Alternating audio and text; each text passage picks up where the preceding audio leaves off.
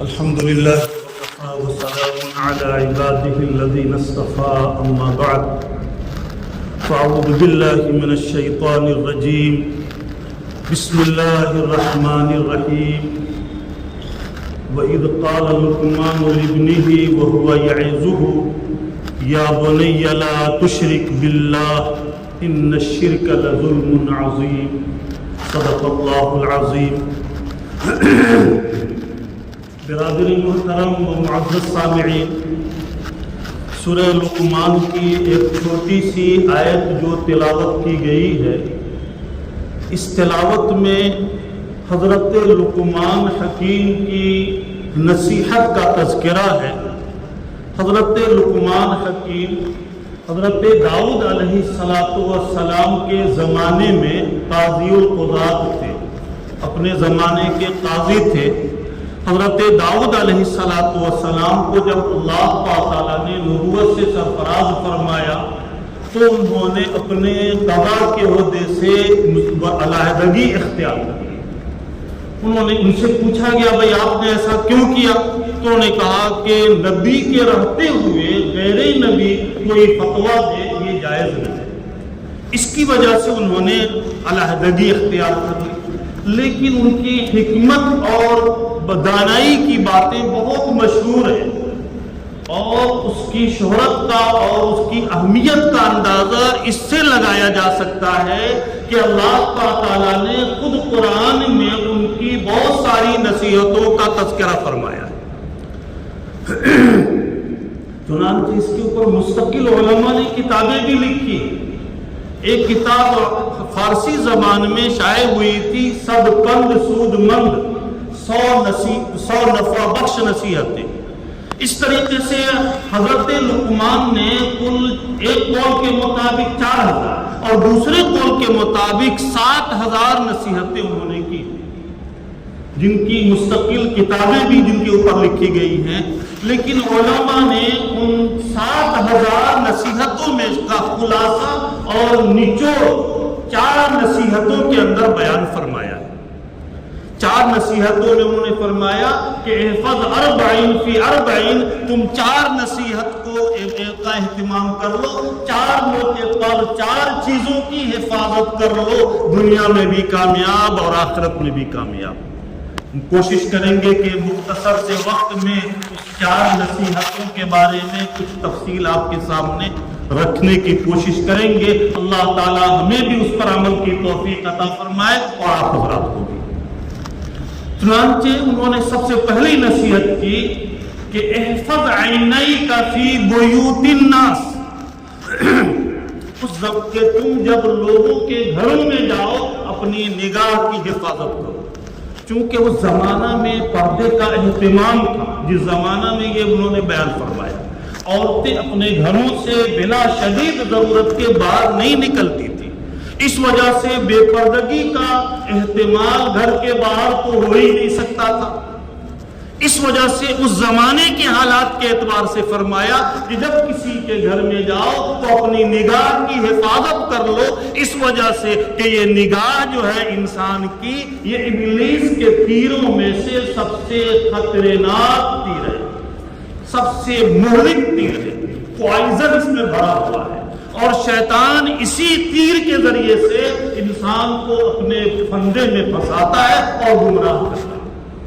اس وجہ سے انسان اگر اپنی نگاہ کی حفاظت کر لے تو انسان دنیا میں بھی کامیاب، مرنے کے بعد بھی کامیاب.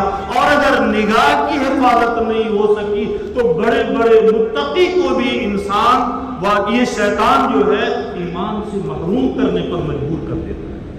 چنانچہ بنی اسرائیل کا ایک واقعہ مشہور ہے، علماء نے لکھا ہے کہ بنی اسرائیل میں ایک بہت بڑے عابد تھے جنہوں نے ایک قول کے مطابق 60 سال اور دوسرے قول کے مطابق 70 سال کی مسلسل اللہ کی عبادت کی، پر جھپکنے کے برابر بھی کوئی نافرمانی نہیں. اتنے بڑے عابد اور زاہد، ان کے لاکھوں مریدین تھے. شیطان نے کیا کیا؟ ان کو گمراہ کرنے کے لیے کیا حربہ اختیار کیا کہ ایک نوجوان لڑکی کو کسی بیماری میں مبتلا کر دیا اور اس کے بعد اس لڑکی کے بھائیوں سے کہا کہ یہ فلاں پیر صاحب کے پاس جاؤ، فلاں عابد کے پاس جاؤ، تبھی جا کر کے یہ صحت یاب ہو سکتی ہے۔ بہت سے لوگوں کے پاس، بہت سے ڈاکٹروں حکیموں کے پاس لے کر گئے، کوئی فائدہ نہیں ہوا۔ لاسٹ میں اس بزرگ کے پاس، برسیسا نامی عابد کے پاس لے کر گئے، انہوں نے صاف منع کر دیا کہ میں اس چکر میں نہیں پڑتا، لیکن بہت زیادہ ادھر ادھر سے سفارش کر کے، منت و سماجت کر کے اس لڑکے کو وہاں تک لے کر چلے گئے۔ اس نے قبول کر لیا کہ چلو لے کر آؤ، میں کچھ قرآنی آیت پڑھ کر دم کر دوں۔ چنانچہ اس نے ایک مرتبہ دم کیا، کچھ فائدہ ہوا، پھر شیطان نے ورغلایا کہ نہیں، ویسے نہیں ہوگا، ان کے پاس مستقل کچھ دن رہنا پڑے گا۔ اب شیطان نے مجبور، ان کے بھائیوں نے مجبور کیا، تو اب اس کے بعد اس نے قبول کر لیا۔ نتیجہ یہ ہوا کہ شیطان نے اس برسیسا عابد کو اس عورت کے ساتھ بدکاری میں مبتلا کر دیا۔ پہلے تو بدنظری ہوئی، پھر بدکاری ہوئی، اور بدکاری کے نتیجے میں اس کو عمل پھاڑ گیا، اور پھر بدنامی کے ڈر سے اس نے اس کو قتل کیا، اور قتل کرنے کے بعد جب اس کے بھائیوں کو معلوم ہوا تو بھائیوں نے اس کے جو ہے قاضی کے پاس جا کر یہ عدالت میں مقدمہ دائر کیا۔ قاضی نے اس کو سولی پر چڑھانے کا فیصلہ کیا۔ جب اس کو سولی پر چڑھانے کا وقت آیا تو وہی شیطان آیا اور اس کے بعد کہا کہ دیکھو یہ میری ساری کارروائی ہے، اور میری کارروائی کے نتیجے میں تم اس مرحلے تک پہنچے ہو، ایک مرتبہ تم مجھے سجدہ کر لو، میں تم کو بچا دوں گا۔ چنانچہ اس نے سولی کے ڈر سے اس شیطان کو سجدہ کیا، اور جب سجدہ کیا تو شیطان نے کہا کہ میں انی بری منک انی اخاف اللہ رب العالمین، میں تو تم سے برات کا اظہار کرتا ہوں، میں کچھ نہیں کر سکتا، میرے اختیار کا نہیں ہے۔ چنانچہ 70 سال کا عابد راہب ایک پل جھپکنے کے برابر بھی اس نے نافرمانی نہیں کی۔ اللہ شیطان ملعون نے بد نظری کی بنا پر اس کو کفر پر اس کی موت واقع ہوئی اور ایمان سے بھی محروم کر دیا۔ کتنی خطرناک چیز ہے بد نظری۔ اللہ تعالیٰ ہم سب کی حفاظت فرمائے۔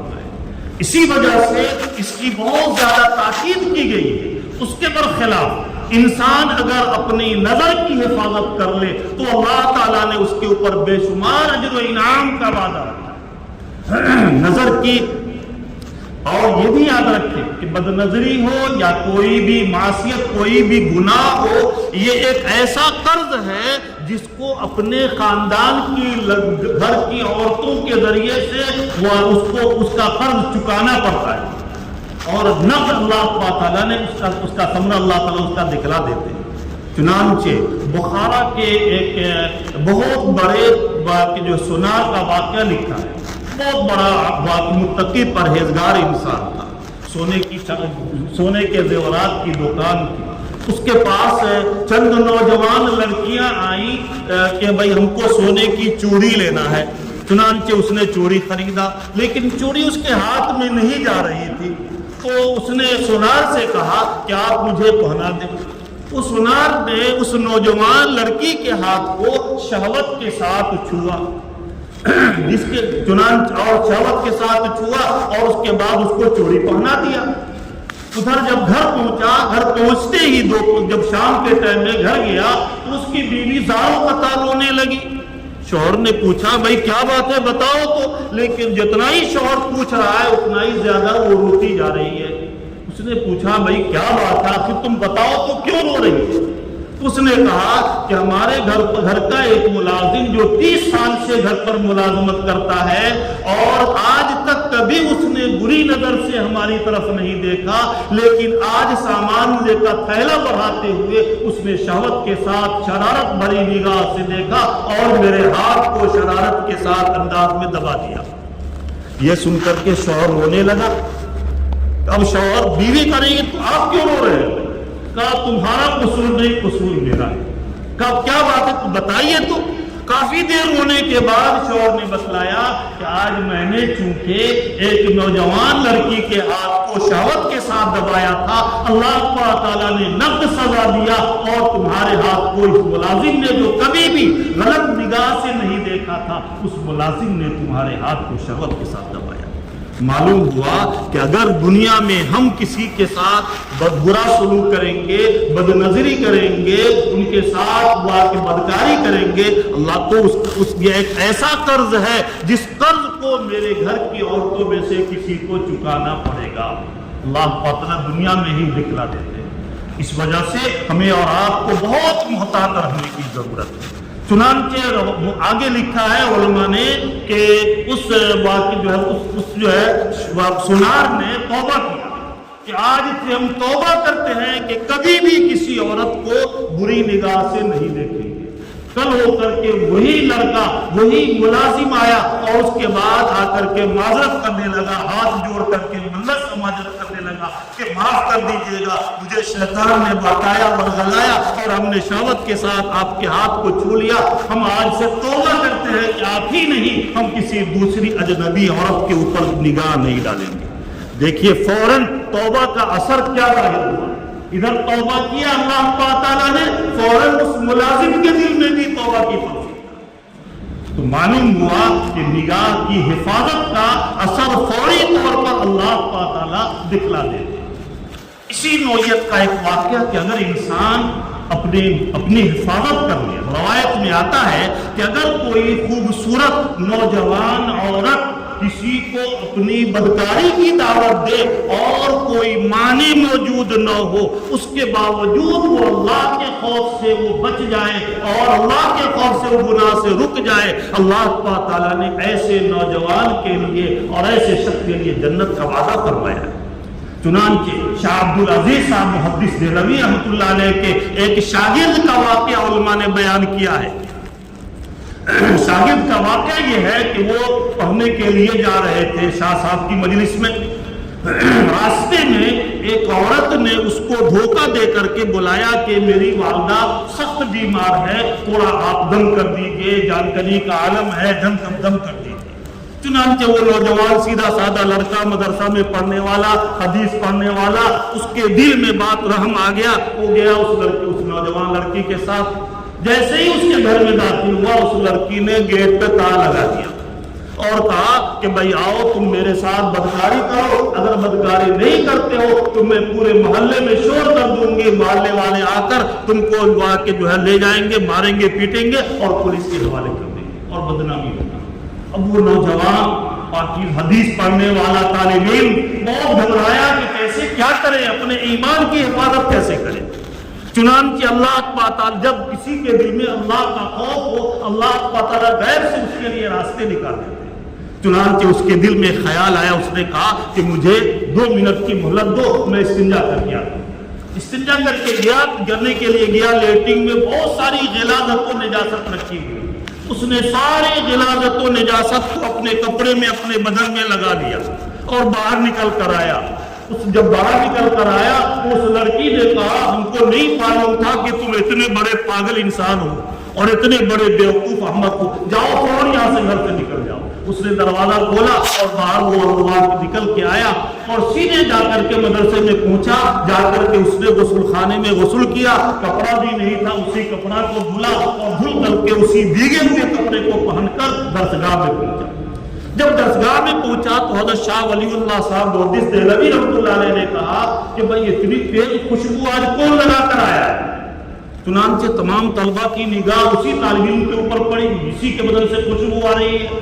تو اس نے اس نوجوان لڑکے سے کہا کہ بھائی تم نے اتنی تیز، سب نے اسی کو اشارہ کیا، شاہ صاحب نے اپنے قریب بلائی اور کہا کہ تم اتنی تیز خوشبو کیوں لگاتے ہو؟ تو بچے نے کہا کہ بھائی ہم کوئی خوشبو نہیں لگایا ہے۔ تو خوشبو نہیں لگائی ہے، خوشبو کہاں سے آ رہی ہے؟ صحیح صورتحال بتاؤ۔ اس نے پورا واقعہ بتایا۔ چنانچہ علماء نے لکھا ہے کہ بدن کے جس حصے میں اس نے غلاظت و نجاست لگایا تھا اس حصے سے مشک کی خوشبو آ رہی تھی اور پوری زندگی اس کے جسم سے مشک کی خوشبو آتی رہی۔ چنانچہ ان کا نام ہی پڑ گیا خواجہ مشکی، خواجہ مشکی ان کا لقب پڑ گیا۔ دیکھیے اللہ تعالیٰ نے گناہ سے بچنے کا مرنے کے بعد جو انعام دیں گے وہ تو ملے گا ہی، لیکن دنیا میں بھی یہ انعام عطا فرمایا۔ معلوم ہوا کہ انسان اپنی نگاہ کی حفاظت کر لے، دنیا میں بھی انشاءاللہ کامیاب رہے گا اور مرنے کے بعد والی منزل میں بھی کامیاب رہے گا۔ اور بہت ساری واقعات ہیں، وقت کے اندر گنجائش نہیں۔ دوسرے نمبر پر جو دوسری نصیحت جو کی کہ احفظ اربعا فی اربعین، احفظ عینیک فی بیوت الناس واحفظ لسانک فی مجالست الناس۔ جب لوگوں کی مجلس میں جاؤ اپنی زبان کی حفاظت کرو۔ اس وجہ سے کہ زبان کے بارے میں علماء نے لکھا ہے جرمہ صغیر، اس کی جسامت بالکل 2 انگلی کے برابر ہے، لیکن جرمہ کبیر، اس کا جرم بڑا سنگین ہے۔ یہی زبان ایسی ہے جو مٹھائی بھی کھلاتی ہے، یہی زبان ایسی ہے جو جوتے بھی کھلاتی ہے۔ ہماری اور آپ کی مجلس جب 2-4 آدمی ایک جگہ چوک چوراہے پر اکٹھا بیٹھے تو ہماری مجلس میں کیا تذکرہ ہوتا ہے؟ فلانے نے ایسے کیا، فلانے نے ویسے کیا، فلاں ایسا ہے، فلاں ویسا ہے۔ سوائے ایک دوسرے کی غیبت کی ہماری مجلس میں کوئی دوسری بات ہوتی ہی نہیں ہے، کوئی دوسرا تذکرہ ہوتی ہی نہیں ہے۔ لیکن میرے محترم، تھوڑا آپ غور کیجئے سنجیدگی سے کہ غیبت کے بارے میں کتنی سخت وعید آئی ہے حدیث میں۔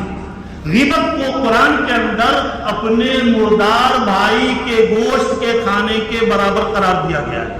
ظاہر بات ہے کوئی مردار بھائی کا گوشت کھانا پسند کرے گا؟ اَيُحِبُّ أَحَدُكُمْ أَن يَأْكُلَ لَحْمَ أَخِيهِ مَيْتًا فَكَرِهْتُمُوهُ؟ کیا تم میں سے کوئی شخص اپنے مردار بھائی کے گوشت کو کھانے کو پسند کرے گا؟ ہرگز نہیں۔ اگر نہیں تو پھر ایسی صورت میں غیبت کیوں کرتے ہو؟ غیبت سے اپنی آپ کی حفاظت کرو۔ غیبت سے انسان اگر اپنے آپ کو نہیں بچائے تو اس کی غیبت کی سنگینیت کا صرف ایک واقعہ آپ کے سامنے رکھیں گے۔ چنانچہ امام مالک رحمۃ اللہ علیہ کا نام آپ نے سنا ہوگا، بہت بڑے امام گزرے۔ ان کے شیخ امام ربیعۃ الرائے، ان کے شیخ استاد بہت بڑے محدث، بہت بڑے تابعی گزرے ہیں، مدینہ کے بہت بڑے تابعی گزرے ہیں امام ربیعۃ الرائے علیہ رحمۃ۔ ان کا واقعہ میں لکھا ہے کہ ایک مرتبہ حدیث کو حاصل کرنے کے لیے بہت دور دراز کا سفر طے کر کے پیدل سفر کیا ہوا، کئی مہینے تک سفر کرنے کے بعد جب وہ کسی شیخ کے پاس پہنچے تو شیخ کی مجلس میں کسی کی غیبت ہو رہی۔ انہوں نے سوچا کہ جس شیخ کی مجلس میں غیبت ہو وہاں ہم علم حاصل کریں، ہمارے لیے وہاں علم حاصل کرنا مناسب نہیں۔ چنانچہ وہ وہاں سے واپس آ گئے کہ بھائی غیبت والی مجلس میں بیٹھنا، وہاں جس شیخ کی مجلس میں غیبت ہو وہاں علم حاصل کرنا ہمارے لیے درست نہیں۔ واپس آ گئے۔ پھر لیکن سچی طلب تھی حدیث کو حاصل کرنے کی۔ کئی مہینے کے بعد اللہ تعالیٰ نے دل میں پھر شوق پیدا کیا اور پھر وہ گئے اور کئی مہینہ تک مسلسل پیدل سفر کرنے کے بعد پھر اسی شیخ کی مجلس میں پہنچے۔ اب کی بار اس مجلس میں کسی کی غیبت نہیں ہو رہی تھی، بیٹھ گئے اور علم حاصل کرنے لگے۔ چنانچہ چند دنوں کے بعد ایک دن ایسا ہوا کہ شیخ کے خدام میں سے کسی نے کسی دوسرے شاگرد کی، دوسرے ساتھی کی جو اس مجلس میں موجود نہیں تھے، ان کے بارے میں بتایا کہ فلاں شخص ایسا وہ ایسے کر رہا تھا۔ چنانچہ امام ربیعۃ الرائے علیہ رحمہ نے فرمایا کہ ہاں میں نے بھی دیکھا وہ ایسے کر رہا، بس تھوڑی سی تائید کر۔ علماء نے لکھا ہے کہ جب امام ربیعۃ الرائے علیہ رحمہ جب رات میں سوئے تو 2 فرشتے ان کے ساتھ ان کے پاس آئے خواب میں۔ ان فرشتوں میں سے ایک کے ہاتھ میں ایک کھنچا، ایک کشت تھا، اس میں ایک کچھ تازہ گوشت رکھے ہوئے تھے۔ امام ربیعۃ الرائے علیہ رحمہ سے کہا کہ اس گوشت کو کھائیے۔ تو انہوں نے پوچھا کہ یہ کس چیز کا گوشت ہے؟ کہا یہ خنزیر کا گوشت ہے۔ تو امام ربیعۃ الرائے علیہ رحمہ نے فرمایا کہ خنزیر کا گوشت ہماری شریعت میں جائز نہیں، ہم اس کو نہیں کھا سکتے۔ تو ان فرشتوں میں سے ایک نے ان کا زبردستی ہاتھ پکڑا اور دوسرے نے ان کے منہ میں زبردستی وہ گوشت ٹھونس دیا اور کہا کہ آپ کے یہاں، آپ کی شریعت میں خنزیر کا گوشت جائز نہیں ہے لیکن غیبت کرنا جائز ہے۔ آپ نے جو فلانے کی غیبت کیا تھا اس کا گناہ خنزیر کے گوشت کھانے سے بھی زیادہ بڑا ہوا ہے، لیکن آپ نے غیبت کو پسند کیا اور خنزیر کے گوشت کو کیوں پسند نہیں کرتے؟ اس کو بھی کھانا پڑے گا۔ امام ربیعۃ الرائے علیہ رحمہ فرماتے ہیں کہ ان فرشتوں نے جب زبردستی منہ میں گوشت پوچھا میری آنکھ کھل گئی اور جب میں سو کر بیدار ہوا تو بیدار ہونے کے بعد بھی میرے منہ میں خنزیر کے گوشت کا ذائقہ محسوس ہو رہا تھا، اور 1 مہینہ تک جب بھی ہم کھاتے تھے منہ میں کوئی کھانے کے لیے لقمہ ڈالتے تھے، خنزیر کے گوشت کا ذائقہ میرے منہ میں محسوس ہوتا۔ اندازہ لگائیے غیبت کی کتنی سخت وعید آئی ہے۔ امام اعظم ابو حنیفہ رحمۃ اللہ علیہ کو اگر کوئی آ کے بتاتا کہ آپ کی فلاں نے غیبت کیا ہے، امام ابو حنیفہ رحمۃ اللہ علیہ ان کے یہاں مٹھائی کا ڈبہ اور قیمتی تحفہ بیچتے تھے۔ امام صاحب سے خادموں نے کہا حضرت آپ کا وہ اتنا شدید مخالف ہے، آپ کی وہ غیبت کرتا ہے اور آپ ان کے ہدیے اور تحائف بیچتے ہیں۔ امام صاحب نے فرمایا کہ ایسا مت کہو، وہ بہت بڑا محسن ہے۔ اس سے بڑا محسن کون ہو سکتا ہے کہ دن بھر محنت مشقت کر کے جو نیکیاں اکٹھا کرتا ہے، غیبت کر کے وہ ساری نیکیاں ہمارے نام اعمال میں ڈال دیتا ہے، ہمارا اس سے بڑا محسن کون ہو؟ اندازہ لگائیے ہم اور آپ کا جب تک کہ ایک دوسرے کی غیبت نہ کریں ہمارا کھانا ہی ہضم نہیں ہوگا۔ اللہ تعالیٰ معاف فرمائے، ہماری کوئی مجلس چند آدمی اگر چوک چوراہے پر بیٹھے ہوں، شاید ہی آپ میں سے کوئی اللہ کے ولی ہوں گے جن کی مجلس غیبت سے محفوظ ہوگی، ورنہ بہت کم ایسا ہوتا ہے۔ اللہ تعالیٰ ہم سب کو غیبت سے بچائے۔ ایک دوسرے کی غیبت کے اوپر بہت سخت وعید آئی ہے۔ اللہ تعالیٰ ہمیں پوری زندگی ایک دوسرے کی غیبت سے بچائے اور اپنی حفاظت میں رکھے۔ تو یہ 2 نصیحت ہو گئی۔ کیا احفظ عینیک فی بیوت الناس، احفظ لسانک فی مجالست الناس۔ تیسری نصیحت کی احفظ معدتک علی مائدۃ، جب دسترخوان پر کھانے کے لیے جاؤ، دسترخوان پر کھانے کے لیے جاؤ تو تھوڑا دیکھ لو، غور کر لو کہ یہ کھانا جو ہم کھا رہے ہیں حلال طریقے سے حاصل ہوا ہے یا حرام طریقے سے حاصل ہوا ہے۔ اگر حرام طریقے سے حاصل ہوا ہے تو حدیث میں آتا ہے کہ اگر حرام طریقے سے حاصل کیا ہوا ایک لقمہ بھی کسی کے معدے میں جاتا ہے، اس کی کوئی دعا کوئی عبادت قبول نہیں ہوتی، بلکہ ایک لقمہ بھی اگر حرام مال کا کسی کے پیٹ میں جاتا ہے تو علماء نے لکھا ہے کہ 40 دن تک اس کی عبادت قبول نہیں ہوتی۔ 40 دن کیوں؟ اس کی وجہ علماء نے بیان کیا ہے کہ اصل میں غذا کا اثر انسان کے پیٹ میں 40 دن تک رہتا ہے، اور جب تک اس حرام غذا کا اثر انسان کے جسم میں رہتا ہے اس وقت تک اس کی کوئی دعا قبول نہیں ہوتی، کوئی عبادت قبول نہیں ہوتی۔ اب آپ کہیں گے عبادت قبول نہیں ہوتی، پھر ہم نماز پڑھتے ہیں، روزہ رکھتے ہیں، زکوٰۃ دیتے ہیں، حج کرتے ہیں، اس کا کیا ہوگا؟ تو اس کے بارے میں انہوں نے بیان کیا ہے کہ قبولیت کا مطلب یہ ہے کہ فریضہ تو ذمے سے ساقط ہو جائے گا، آپ سے یہ مواخذہ نہیں ہوگا کہ تم نے نماز کیوں پڑھا، لیکن نماز کے اوپر جو اجر و انعام ملنا چاہیے اللہ کی طرف سے وہ نہیں ملے گا۔ اور یہ کیسی عبادت کہ جس پر کوئی اجر و ثواب ہی نہ ملے، انعام ہی نہ ملے، تو یہ ایسی عبادت سے ظاہر بات ہے ایسی عبادت کوئی فائدہ مند نہیں ہوگی۔ اس اعتبار سے کہا گیا کہ بھائی جو ہے جب کوئی حرام لقمہ استعمال کرتا ہے تو اس کی کوئی عبادت قابل قبول نہیں ہوگی۔ تو اس وجہ سے لیکن اگر حلال اور پاکیزہ غذا استعمال کرتا ہے اللہ تعالیٰ اس کا اثر صرف اسی پر نہیں آئندہ نسلوں پر بھی ظاہر فرماتے ہیں۔ چنانچہ ایک واقعہ لکھا ہے کہ ایک بہت بڑے متقی پرہیزگار انسان تھے وہ، اور ان کے اوپر بالکل فاقہ کشی تھی، کئی دن سے بھوک اور پیاس کی شدت کا غلبہ تھا، اور بھوک اور پیاس کی شدت سے پریشان تھے۔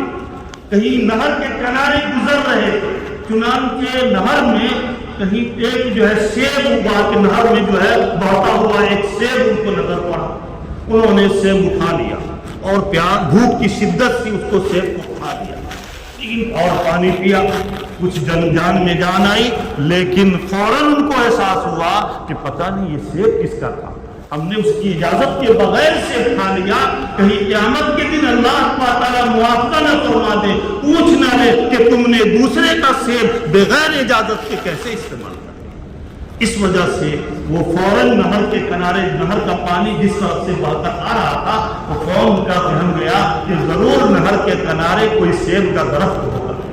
چنانچہ گئے، نہر کے جدھر سے پانی آ رہا تھا ادھر چلتے ہوئے گئے۔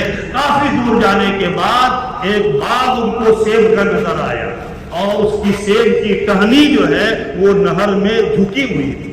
ان کو یقین ہو گیا کہ اسی باغ سے، باغ کے پھل کا اسی باغ سے وہ سیب گرا ہے، اور اسی باغ کے مالک کا وہ سیب ہے۔ چنانچہ باغ کے مالک کا پتہ لگا کر باغ کے مالک کے پاس پہنچ گئے اور بتایا کہ بھائی ایسے ایسے صورتحال ہے۔ چنانچہ بات اس نے کہا آپ معاف کر دیجئے۔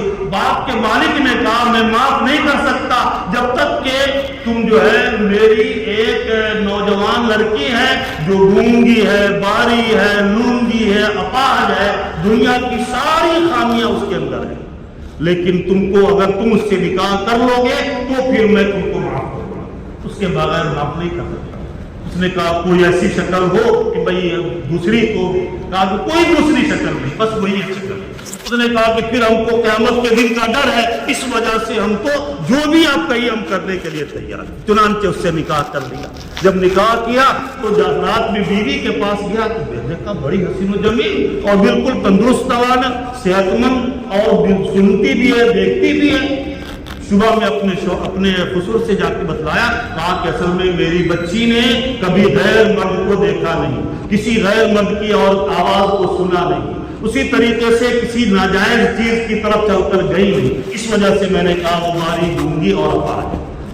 بہرحال آگے چل کر کے انہی کے بطن سے ایک لڑکا ہوا، اس لڑکے کا نام انہوں نے نعمان رکھا، اور آگے چل کر کے یہی امام اعظم ابو حنیفہ رحمۃ اللہ علیہ کے نام سے مشہور ہوا۔ دیکھیے حلال غذا کے استعمال کرنے کا اللہ تعالیٰ نے ان کی زندگی میں ہی نہیں، ان کی اولاد پر بھی ایسا اثر ظاہر فرمایا کہ اتنے بڑے امام پیدا ہوئے۔ ہم رات دن یہ کھاتے ہیں، ہماری اولاد نافرمان ہو گئی، اور ہماری اولاد بات نہیں مانتی ہے۔ کیسے بات مانے؟ پہلے آپ اپنے آمدنی کا تو جائزہ لیجئے، آمدنی کا کتنا حصہ حلال اور کتنا حصہ حرام ہے، اس کا تو جائزہ لیجئے۔ اللہ تعالیٰ نے فرمایا یا ایھا الذین آمنوا کلوا من الطیبات واعملوا صالحا، اے میرے بندو تم نیک اور صالح عمل کرو، اور تم حلال اور پاکیزہ غذا کھاؤ اور نیک اور صالح عمل کرو۔ علماء نے لکھا ہے کہ اگر انسان حلال اور پاکیزہ غذا کھائے گا، خود بخود اس کو اعمال صالح کی توفیق ہوگی، اور حرام غذا کے ذریعے سے اللہ تعالیٰ خود بخود نیک اعمال کی توفیق اس سے طلب کر دیتے ہیں۔ تو اس بنا پر ضرورت اس بات کی ہے کہ ضرورت اس بات کی ہے کہ بھائی ہم حلال اور پاکیزہ غذا کا اہتمام کریں۔ ایک آخری چیز رہ گئی، آخری نصیحت، احفظ اربعا فی اربعین، ایک تو احفظ عینیک فی بیوت الناس، اور دوسرے احفظ لسانک فی مجالست الناس، اور تیسرے احفظ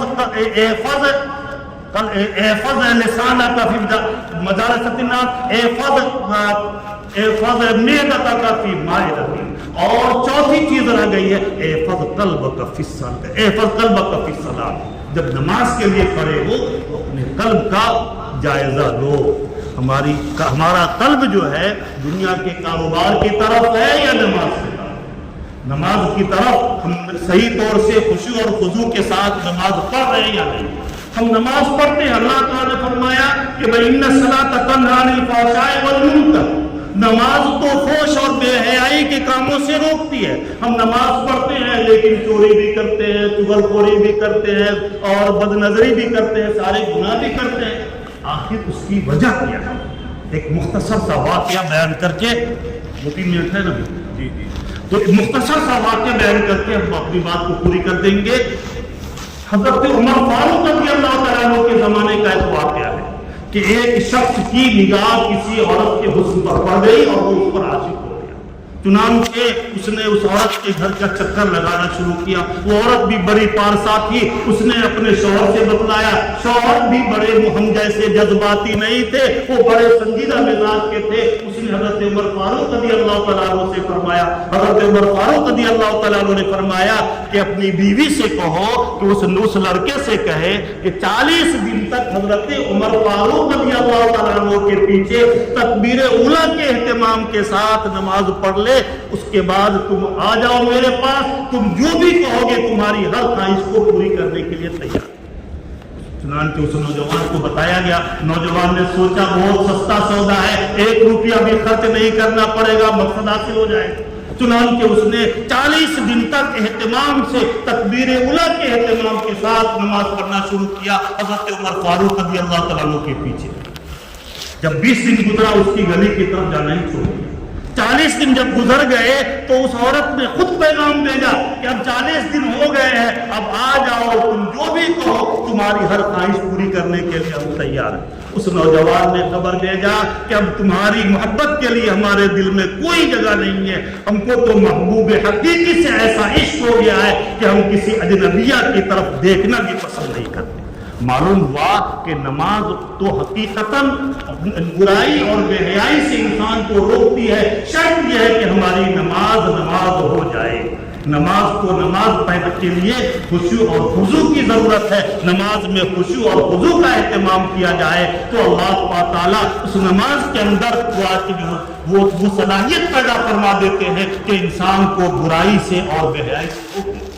खुशू और खुजू कैसे पैदा हो उसके बारे में हज़रत मुफ्ती अहमद साहब खानपुरी दावत बरकातुहू ने मुख्तलिफ मौके पर हमारे दारुल में मजालिस असातिज़ा की मजालिस में बयान फरमाया और उलमा ने भी किताबों में लिखा है। तफसील का मौका नहीं है, खुलासा ये है कि एक मुख्तसर लफ्ज़ में सिर्फ हम बयान कर देते हैं कि नमाज में जब हम नमाज के लिए खड़े हों तो पहले हर रुक्न की अदायगी का मसनून तरीका मालूम कर ले और हर रुक्न को मसनून तरीके के मुताबिक अदायगी का एहतमाम करें। इंशाअल्लाह उसकी बरकत से हमारे दिल में खुशू पैदा होगा, खुशू पैदा होगा दिल। और खुशू कहते कैसे पैदा होगा?